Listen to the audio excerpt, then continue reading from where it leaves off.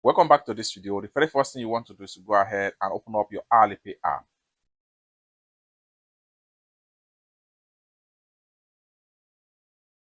Go ahead and click on account.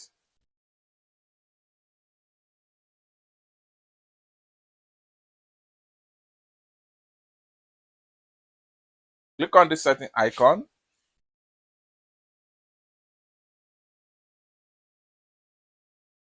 Click on switch account.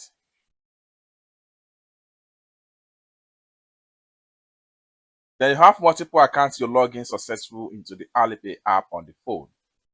For you to delete any login history on the Alipay account, click on manage right here. It's going to take you right here. Review and select the account that you want to delete their history from the drop down right here. Next thing you want to do is to click on delete right here. Once you delete, all your login history on that particular Alipay account on a phone is going to be erased and completely deleted from that phone. It's that simple. For more tutorial tips and tricks on how best to use your Alipay account, consider to subscribe. Thank you so much for watching, and I hope to see you in my next video. Bye for now.